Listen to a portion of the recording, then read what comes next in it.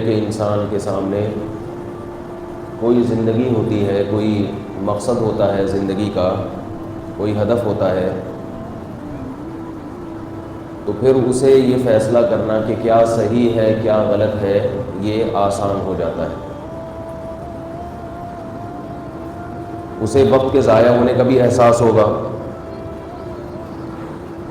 اور اسے یہ بھی پتہ چل جائے گا کہ کون سی چیز اس کے لیے قیمتی ہے اور کون سی چیز اس کے لیے بیکار ہے۔ اور اگر منزل ہی کا تعین نہ ہو، بے مقصد زندگی ہو، تو پھر یہ کیسے پتہ چلے گا کہ کون سی چیز اس کے لیے قیمتی ہے اور کون سی چیز اس کے لیے بیکار ہے۔ غیر مسلمین جو ہیں ان کی زندگی کا مقصد چونکہ یہ دنیا ہوتی ہے، اس لیے دنیا کی زندگی کو سامنے رکھ کر جب وہ وقت گزارتے ہیں تو جن چیزوں میں وہ ٹائم پاس کرتے ہیں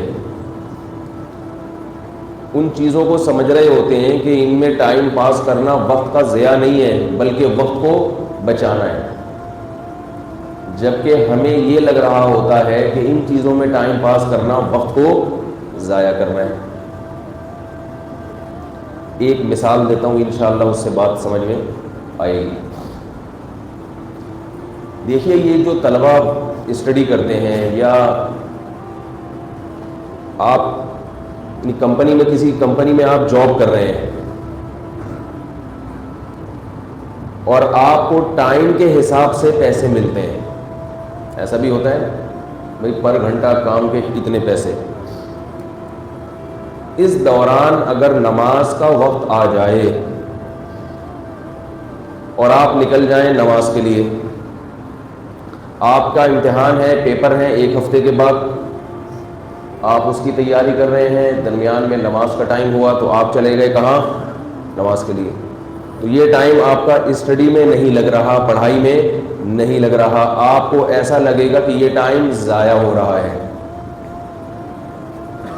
اور دیکھنے والے کو بھی ایسا لگے گا کہ یہ ٹائم، بولو بھائی، ضائع ہو رہا ہے۔ کسی کمپنی میں آپ ملازم ہیں، آپ نماز کے لیے جتنا ٹائم گزاریں گے آپ کے باس کو بھی لگے گا کہ یہ وقت کیا ہو رہا ہے؟ ضائع ہو رہا ہے۔ اور آپ میں بھی اگر دین کی فکر نہیں ہوگی تو آپ کو بھی ایسا لگے گا کہ جو ٹائم میں لگا کر اور پیسے کما سکتا تھا وہ ٹائم میرا گویا کہ ضائع ہو رہا ہے۔ ضائع نہیں بھی ہو رہا تو کم از کم کسی قیمتی کام میں استعمال نہیں ہو رہا، کیونکہ آپ کو یہ محسوس ہو رہا ہے کہ آپ کا جو ہدف تھا، ہدف آپ کا کیا ہے؟ پیسے کمانا۔ ہدف آپ کا کیا ہے؟ امتحان میں کامیابی حاصل کرنا۔ اس ہدف میں یہ نماز کے ٹائم جو ہے یہ رکاوٹ بن رہے کہ نہیں بن رہے؟ کیا ہوگا؟ یہ یقیناً 5 ٹائم نمازوں کا جو آپ ٹائم نکالیں گے یہ اچھا خاصا وقت بن جائے گا۔ یہ ایسا لگے گا کہ یہ کسی کام میں استعمال نہیں ہو رہا، حالانکہ یہی کسی کام میں استعمال ہو رہا ہے، باقی کیا ہو رہا ہے؟ ضائع ہو رہا ہے۔